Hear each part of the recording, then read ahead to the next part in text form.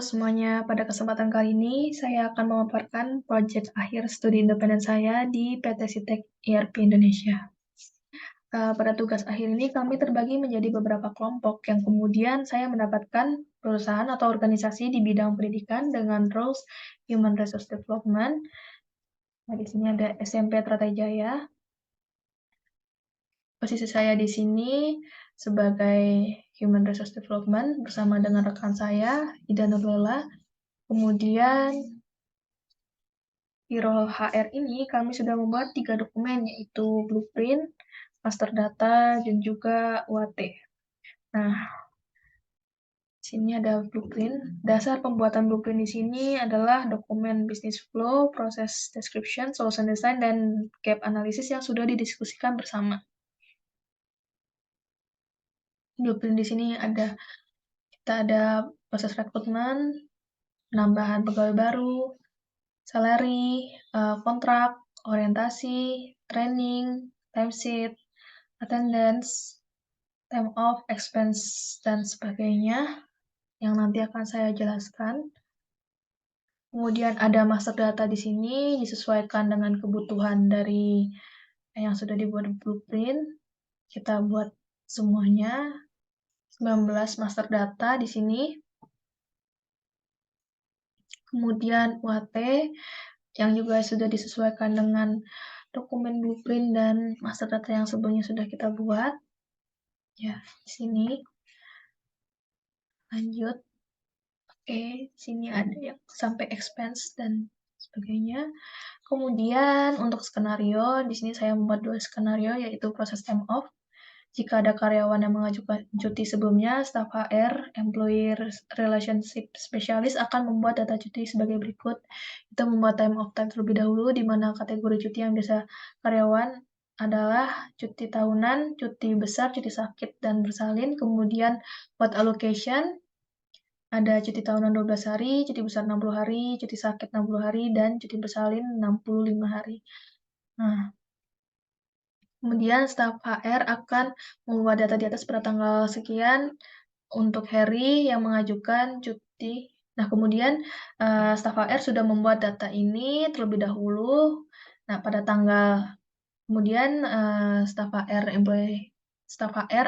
sudah membuat terlebih dahulu time of type dan allocation-nya.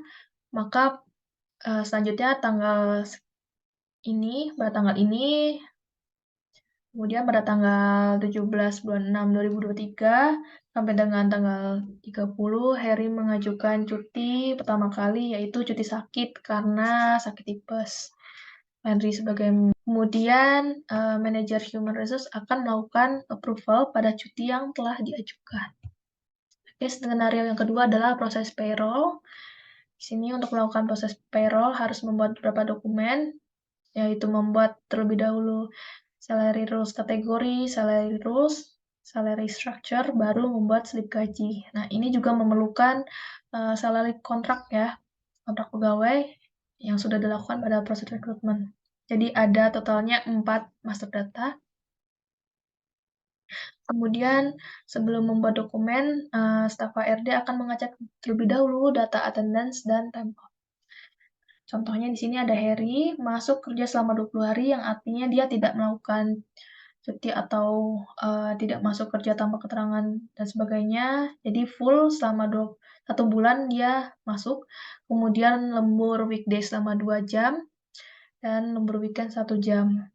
Maka akan dibuatkan slip gaji. Oke, di sini kita sudah masuk ke dalam laman UDO dan saya akan menjelaskan bagaimana proses bisnis yang terjadi pada role Human Resource Development dan juga menjalankan skenario time off dan payroll. Secara keseluruhan, modul HRD ini kami bertugas untuk mengelola dan mengatur SDM pada perusahaan atau organisasi, yaitu dengan mengolah data pegawai dari perekrutan sampai dengan penggajian atau penilaian karyawan. Oke, kita masuk ke modul rekrutmen yang pertama. Nah, modul rekrutmen di sini digunakan untuk perekrutan pegawai. Dalam modul rekrutmen ini kita sudah membuat master data, yaitu job position, yaitu adalah posisi yang sudah yang akan dibuka untuk perekrutan. Di sini tertera bahwa job position akuntan sudah dipublish dan sudah ada yang mendaftar 1 orang dengan target 1 orang pelamar. Nah, kemudian di sini ada all applicant, yaitu orang-orang yang sudah mendaftar di SMP Teratai Jaya. Ada 4 tahap di sini sampai ke kontrak sign ini. Kita lihat di sini initial qualification adalah kita pemberkasan dulu, kita cek berkas-berkasnya. Jika sudah lengkap, maka kita akan melakukan interview pertama. Kemudian jika sudah oke, kita lanjut ke interview yang kedua. Selanjutnya di sini kontrak proposal adalah penawaran kontrak. Jika calon pegawai setuju, maka kita akan lanjutkan dengan penandatanganan kontrak dan pembuatan employee di sini, create employee. Jika tidak cocok ataupun tidak setuju, maka kita bisa mereviewnya dengan alasan misalnya kurang cocok dengan requirement ataupun alasan lainnya. Oke, sudah Oke, itu semua modul requirement. Kemudian selanjutnya kita masuk ke modul human resource di sini. Modul ini digunakan untuk mendata dan mengelola data pegawai. Jadi jika sudah melakukan proses rekrutmen, maka kita bisa melakukan create employee tadi, ataupun di sini membuat baru. Nah, di sini tertera nama, departemen, job position, dan alamat, serta informasi pribadi lainnya. Kemudian kita di sini bisa melihat kontrak yang sudah dibuat saat rekrutan. Nah, di sini contohnya ini Ariana yang baru saja masuk. Di dalam kontrak itu ada monthly wage atau gaji per bulan yang akan digunakan pada modul payroll. Kemudian di sini ada departemen, sudah kita buat master datanya, ada berbagai macam departemen, ada tata usaha, koperasi, dan sebagainya. Kemudian di sini ada orientation dan kemudian di sini ada orientation dan training program, yaitu untuk orientation adalah pengenalan sekolah, lingkungan sekolah. Di sini ada programnya yaitu tur sekolah, pengenalan struktur organisasi, manajemen, fasilitas. Kemudian untuk training program adalah program pelatihan untuk meningkatkan skill pegawai.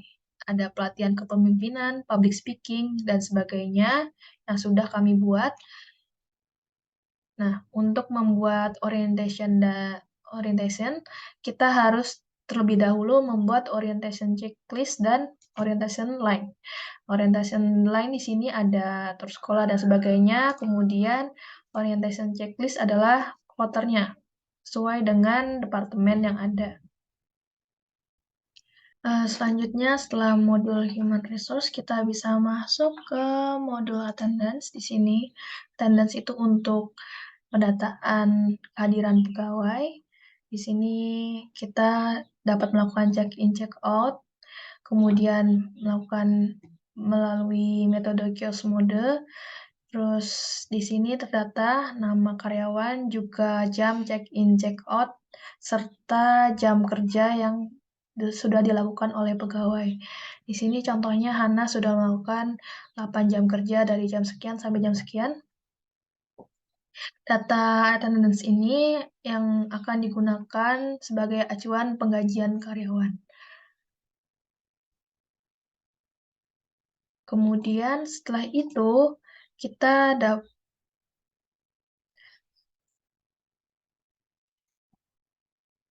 Kemudian setelah masuk ke modul attendance, kita bisa masuk ke modul timesheet. Nah, modul timesheet ini digunakan untuk mencatat jumlah waktu karyawan yang dihasilkan. Oke, kita masuk ke dalam modul timesheet. Di sini modul timesheet digunakan untuk mencatat jumlah waktu karyawan yang dihabiskan untuk kerjaan. Modul timesheet di sini digunakan untuk mencatat jumlah waktu karyawan yang dihabiskan untuk kerjaan yang dialokasikan. Contohnya, di sini ada nama, project, task, dan sebagainya, juga horsepan. Project di sini adalah internal project, dengan tasknya ada dua macam, yaitu training dan meeting.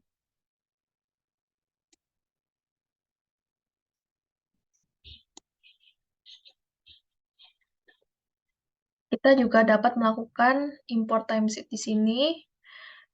Sebelumnya kita juga sudah membuat, yang mana sudah dimasukkan ke sini.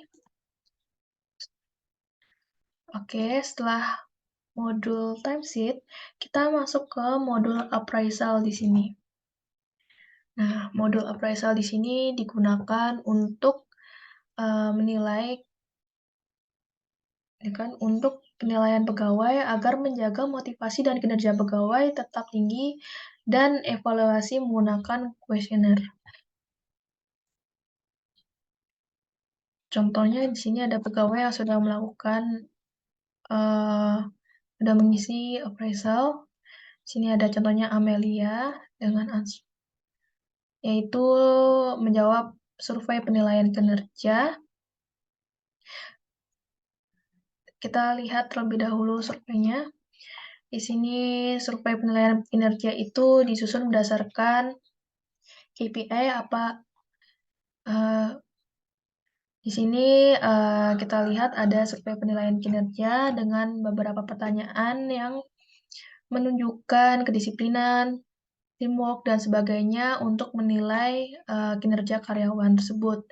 Dan apabila ada permasalahan, kita dapat mengevaluasi melalui hasil yang dilakukan dari hasil dari survei penilaian kinerja karyawan. Oke, setelah itu kita bisa masuk ke modul time off.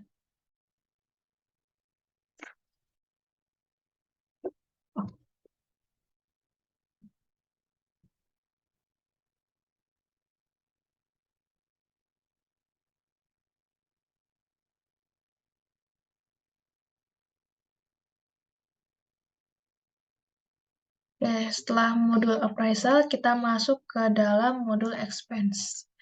Modul expense di sini gunanya untuk mengelola pengeluaran bisnis dengan mencatat biaya perjalanan, makanan, dan akomodasi. Kita bisa melihat report dari expense-nya.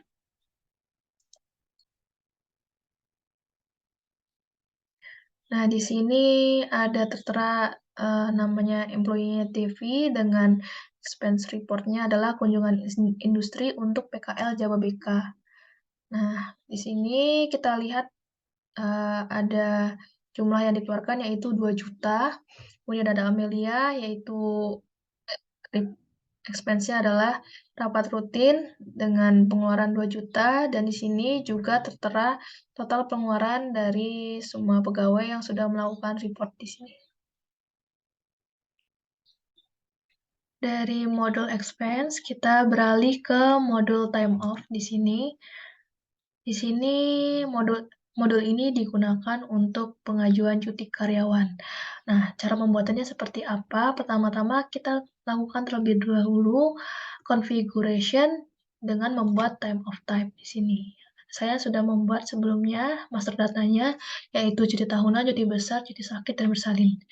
Saya akan mencontohkan cara pembuatannya. Oke, pertama kita masuk ke sheet-nya terlebih dahulu. Kita buat dengan kolom sebagai berikut, ada leave type dan sebagainya. Kemudian kita download CSV. Nah, kita klik favorite di sini, import record, dan upload file. Kita tes, jika valid maka kita langsung import saja. Nah, seperti ini. Kemudian jika sudah membuat time of type, maka kita akan membuat allocation. Allocation di sini saya sudah membuat. dengan cuti bersalin 65 hari, cuti tahunan 12 hari, cuti besar 60 hari, cuti sakit 10 hari. Caranya seperti tadi, kita buat lebih dahulu kolomnya seperti ini, kemudian kita download CSV-nya, kita import, kita upload file, dan kita tes terlebih dahulu. Jika sudah valid, maka kita import. Nah, di sini akan muncul duration-nya. Jika sudah, kita bisa melakukan membuat time off-nya itu sendiri. Di sini sebelumnya saya sudah membuat dari Amanda sampai dengan Amelia. Nah, caranya gimana? Kalau dengan menggunakan master data, kita buat lebih dahulu seperti ini. Kemudian kita download CSV-nya seperti tadi. Kemudian kita pilih favorite, import record, kemudian upload file. Di sini kita pilih MO. Nah, kita tes terlebih dahulu, jika valid kita import. Itu dilakukan jika dengan master data. Kemudian jika ingin dilakukan secara manual, kita bisa menggunakan My Time Off di sini, kemudian klik My Time Off, dan klik New Isi, sesuai dengan kebutuhan. Nah, jika sudah diimport datanya, sebagai manajer HRD, saya dapat melakukan approval terhadap cuti yang sudah diajukan. Contohnya di sini adalah Amelia melakukan pengajuan cuti bersalin. Nah, di sini tertera semua, ada type dan sebagainya. Kita bisa melakukan approve ataupun refuse. Refuse bisa kita tolak, alasannya macam-macam, dan misalnya di sini kita refuse, kita tolak, maka statusnya akan muncul seperti ini. Kemudian jika ingin melakukan approve, kita bisa klik di sini, maka statusnya di sini akan berubah menjadi approve. Maka Aditya bisa melakukan cutinya, cuti sakit selama 2 hari pada tanggal sekian sampai dengan sekian. Itu saja untuk time off. Skenario yang kedua adalah modul payroll. Modul payroll di sini berhubungan dengan banyak master data lainnya. Contohnya untuk membuat modul payroll di sini kita terlebih dahulu harus membuat kontrak. Nah, sebelumnya kita sudah membuat kontrak di modul human resource, dan pada saat melakukan rekrutmen pegawai. Di sini ada kontrak yang sudah berjalan, pegawai lama, dan ada kontrak baru. Nah, jika sudah membuat kontrak, baru kita bisa membuat salary rules kategori. Untuk mengaktifkannya, caranya adalah dengan melakukan setting terlebih dahulu, kemudian kita aktifkan developer mode,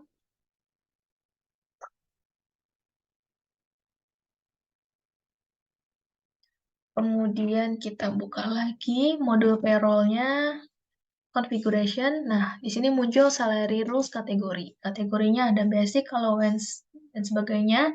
Caranya untuk melakukan import master data adalah sebagai berikut. Pertama, kita buat terlebih dahulu master datanya. Ya, seperti ini. Kemudian kita download filenya. Klik import. Kita upload file yang tadi sudah di-download. Bukan tes, jika valid maka langsung saja import. Nah, di sini. Ini akan muncul salary rules kategori, kemudian kita buat salary rules. Kita buat dulu sheet-nya. Kemudian sama seperti tadi, kita download.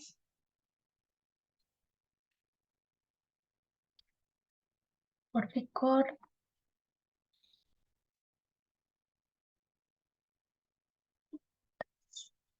Jika sudah dites valid, maka kita lakukan import seperti tadi. Nah, ini di sini contohnya basic salary. Di sini berhubungan dengan kontrak yang tadi saya sebutkan, karena dari pengkodingan Python code-nya, dia tersambung dengan gaji yang ada di kontrak. Kemudian ada uang tunjangan transport, ya, ini ada perhitungannya, ada uang lembur, total lembur, tunjangan-tunjangan lainnya, dan premi BPJS, segala macam. Oke, selanjutnya kita bisa membuat master data salary structure di sini. Saya sudah membuat, kita buka salary structure di sini ada 4 golongan. Golongan pertama itu untuk anak magang, kemudian golongan kedua untuk pegawai honorer, golongan ketiga untuk pegawai tetap, dan golongan keempat untuk pegawai tetap yang memiliki jabatan seperti kepala sekolah dan sebagainya. Di situ ada perbedaannya, ada tunjangan jabatannya. Oke, kita download terlebih dahulu, kita lakukan import. Sama seperti tadi, kita upload filenya, kemudian kita tes, jika valid maka diimport. Nah, seperti itu caranya. Kita bisa lihat di sini, golongan 4. Nah, khusus untuk golongan 3 dan 4, kita sudah berikan PPh 21 sebanyak 5%, karena jika dikalikan dari basic salary ini, basic salary yang didapatkan mereka adalah 5 juta, kita kalikan sebanyak 12 bulan, jadi totalnya lebih dari 50 juta, maka kita akan kenakan PPh 21 sebanyak 5% di sini. Untuk golongan 3 dan 4. Oke, jika sudah membuat salary structure, maka di sini kita bisa membuat slip pegawai. Nah, untuk membuat slip pegawai, sebelumnya saya juga sudah membuat payslip. Ya, seperti ini. Master datanya dengan perhitung ada kontrak di sini yang akan digunakan untuk slip gaji. Kita download. Kemudian di sini bisa klik import file.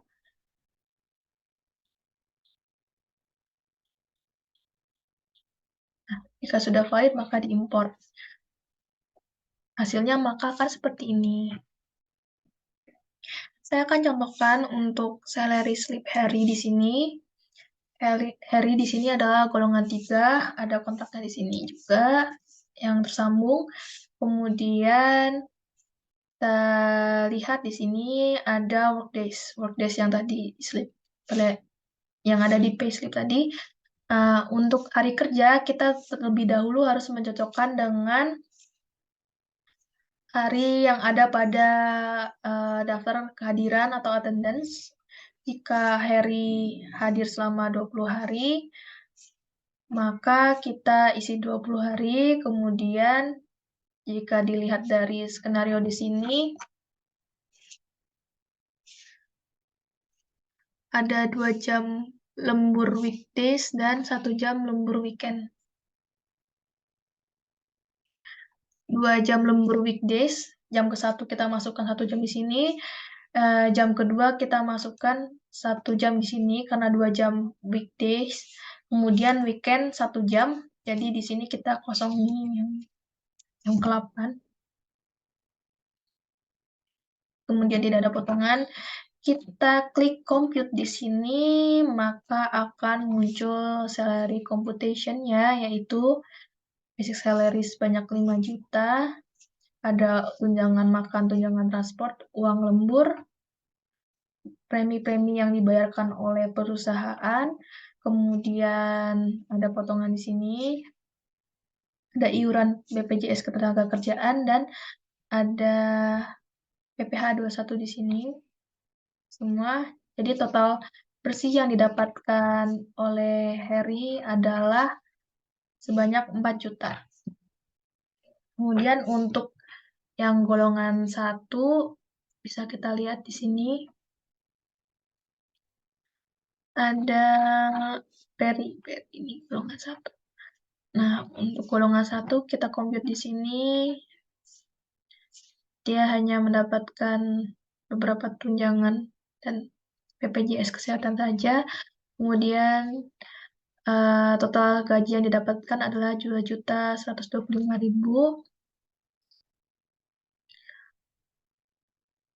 Selanjutnya,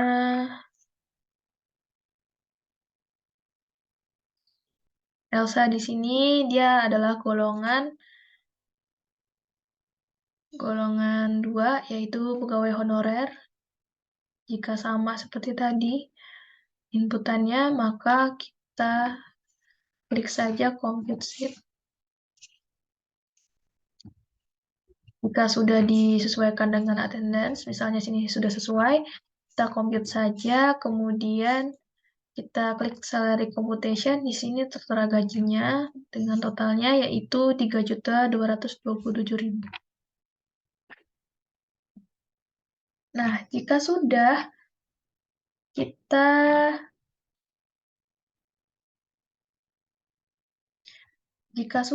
maka kita dapat melakukan confirm. Di sini, jika kita klik confirm, maka dia akan masuk ke dalam jurnal bagian accounting, yaitu salary. Nah, tandanya sudah masuk ke dalam jurnal salaries bagian accounting. Jika ingin cancel, bisa dilakukan di sini cancel atau refund. Oke, itu saja untuk bagian payslip. Oke, itu saja untuk bagian payroll.